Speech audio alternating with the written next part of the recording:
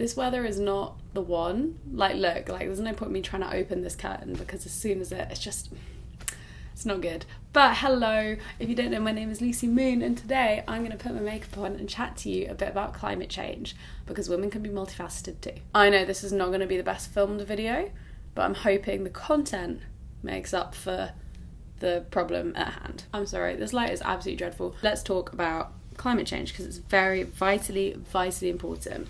I know there's been a lot going on lately, but recently there have been some protests across London, kind of organised by this organisation called Extinction Rebellion, who are, I would say, a non-profit, not necessarily a charitable organisation, but they are focused on radical action against climate change. And I think their mission is wonderful, it is super important. Unfortunately, I couldn't make it down to the protest this weekend, and it made me feel very guilty, and I was thinking about what I can actually do that will help, and like what can I do maybe uniquely that will help the cause, because the cause is super important to me. I've been on climate change protests before. It hasn't ever felt as urgent as it does now, but you know, there's been a problem for a while. Like, there's been a problem since my dad was a geography student. My dad was a geography student a very long time ago, and we've just been ignoring it, and that is so bad. But anyway, I was like, what can I do?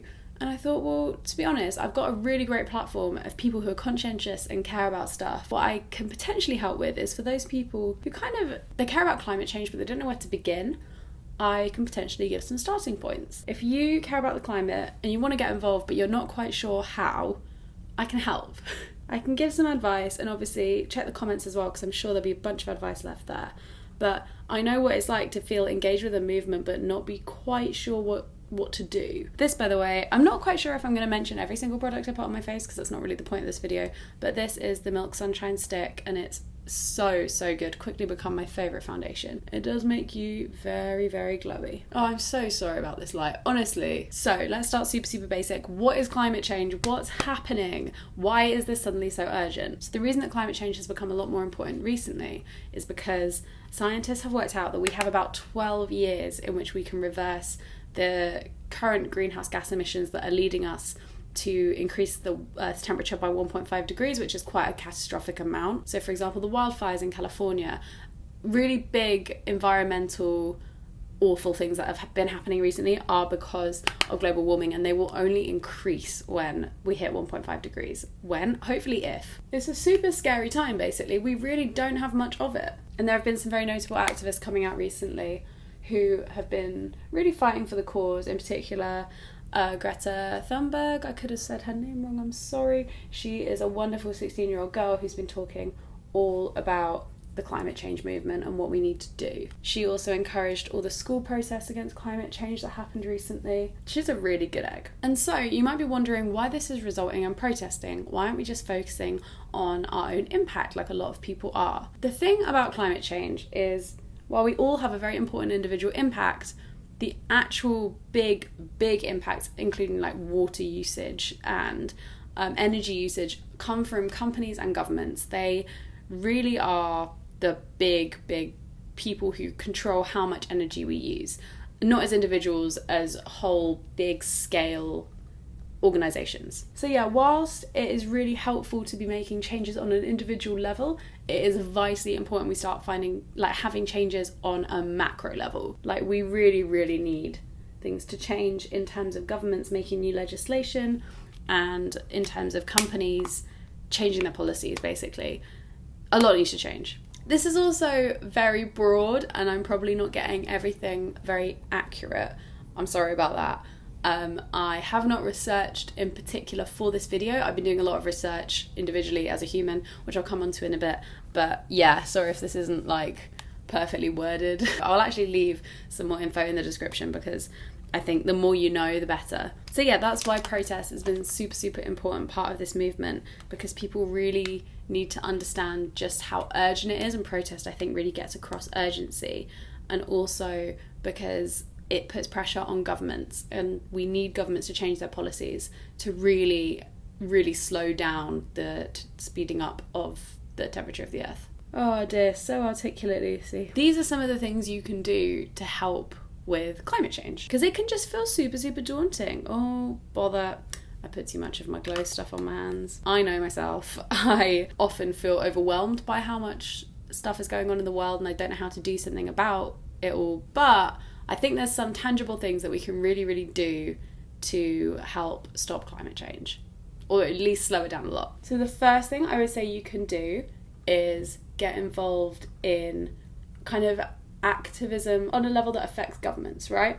So that could be writing to as many MPs as you can and expressing how concerned you are about climate change and how, as your MP, you would like it if they voted in favour of what are they even called? Of bills, I guess, that change the climate, that affect the climate issue in a positive way. That is one of those things that you can do one evening after work or after school, after uni, and you can just sit there, draft up a letter, copy and paste it, send it to 10 different MPs, and hopefully that will have some kind of an impact. Or in America's case, obviously, you're like political representatives. Even if on a local level they improve their recycling proficiency, that is so good, because at the moment, I don't know about you, but my local area does not recycle glass, which is crazy because glass is one of the easiest things you can recycle. And I know the emphasis should not be on recycling, but that is still something tangible that can be done. Another potential local policy that can help is encouraging people to use electric cars by putting more electric pumps around and in the ground, I guess. That is obviously more complicated. Obviously, fossil fuels are involved in the production of electricity, but we do want some more electric cars because I think overall they use less fossil fuels. And then obviously there are bigger scale projects, like I know in America, they're talking loads about the Green Deal, the new Green Deal, which has changed a lot since its inception in the UK about 10 years ago. You can listen all about that on a Guardian podcast. I'll link that below, but it's so so Okay, I've now just got this huge glitter stain over here. I should probably put some on my nose.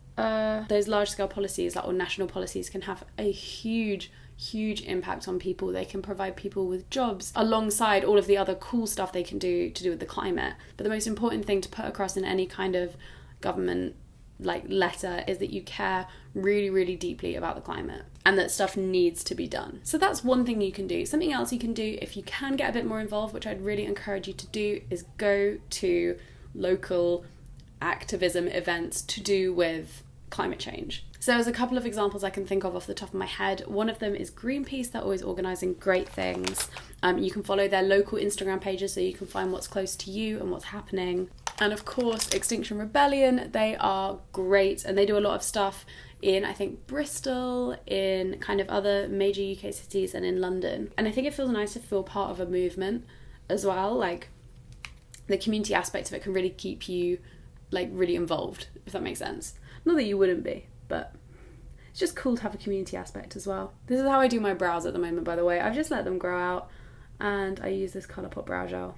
And then something else you can do that's on a much smaller scale but does impact your local area is, I believe there are, and I can't remember the name of them, but I will link them below, these 5k run clubs which meet on a Sunday or a Saturday every week, and you do a run to a place and then you pick up litter and for an hour and then you run back.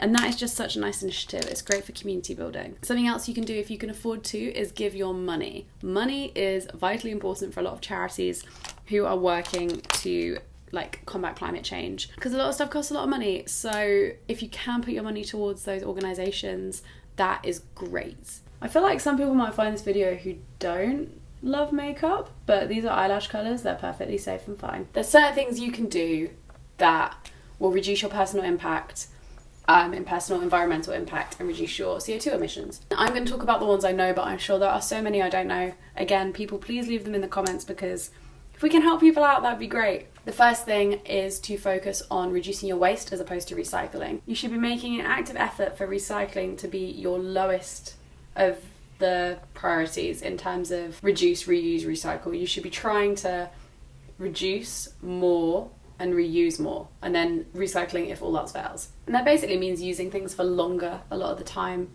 Oh god, sorry, I've got shit in my eye. And I think for a lot of people that just means using things longer. So for example, I have bought a bamboo set of cutlery that I bring with me lots of places, and then if I need to stop off and get a Pret, instead of getting the cutlery that comes with it that's nearly always plastic or made of wood, I bring out my lovely little bamboo cutlery set, and then I bring it home and I wash it afterwards.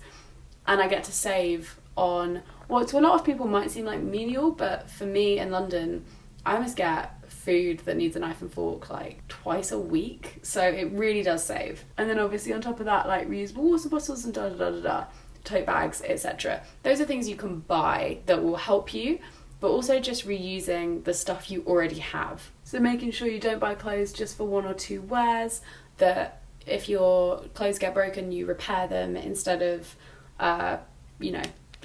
taking them away.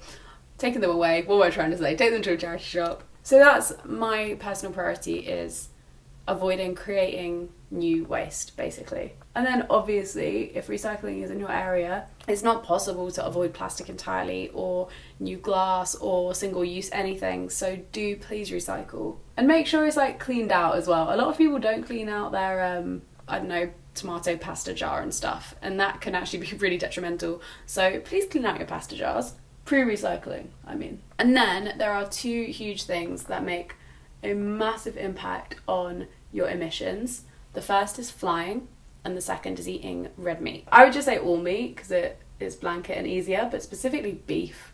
Not only do cows take a lot of energy to rear and live, but they also excrete a ton of CO2, so they are in themselves really damaging to the environment. Which is such a shame, as they're so lovely, but we really don't want to be eating many cows anymore. Really. We don't want to be increasing the demand for cows. Oh no. And then dairy also has an impact, and certain kinds of foods, but I think that's still the biggest thing you can do is give up meat. And if you can't give it up, which is absolutely fair, I personally feel I can't give it up due to my other dietary restrictions and history of disordered eating, the other things you can do are just reduce your meat consumption. I eat meat at the moment maybe once or twice a week, which is much better than it was. And I'm hoping to keep reducing. So, all good things, you know? If you can just have one day where you eat meat a week as opposed to every day, that's reducing your impact by like 6 times. Like, that's huge. Again, not great maths, not a great mathematician. And then again with dairy is a great thing. If you can reduce your dairy intake, that is super as well, because again, cows. And then when it comes to flying has such a huge emissions footprint, like absolutely enormous. If you look at it even relative to eating beef, it is huge. I had a really nice lip thing for a while, and I don't even know where it is now. But of course, it's not realistic for everyone to just stop flying. That doesn't happen. That's not really a thing. So I would say try and be very mindful of how you travel, and specifically how you fly. So how often you fly as well. If you're going to travel in Europe, think about how you can travel in Europe if you're from the UK like me in a way that reduces emissions. Like, you don't have to fly. Get a train. Trains are great. Ultimately, whatever changes you can make, if we will make them en masse, they will have a massive impact. And I'm really sick of the argument of like, oh, but if it's just me doing it, then like what impact's it actually going to have? Because it's going to have a huge impact. One vegan versus 100,000 vegans has a massive impact, and don't try and argue it doesn't. God, what colour is this? It's wild. There we go. That's cute. That's cute. I just feel really like we need to start doing stuff. We need to start doing stuff now. And like now being the key thing. Like, we don't have 12 years, really. We have like, I don't know, we have to get everyone moving and motivated. We have to get the policies in place in like 2 years to try and make the reduction happen within 12. So I am stressed, basically. And I hope you feel the same urgency that I feel and that a lot of other people feel about climate change. Oh, also, final thing I learned recently, use a mineral sunscreen. Chemical sunscreens when you go in the sea can kill all the coral. That sucks. Anyway, this is my final makeup look. So cute, so fresh. This wasn't about makeup though, just a nice way for me to lure people in. So thank you so much for watching. I know you can hardly see my face right now, but I hope that if you are one of those people who wants to help with climate change but are stuck, that you have some more ideas on how you can now help. If you have any advice, please leave it in the comments, and if you have any ideas that are even local to you that could really help someone from your area, so please leave them all below. I'll leave more links below as well. Hopefully we can make a change. Okay, thank you so much for watching. I will see you in my next video.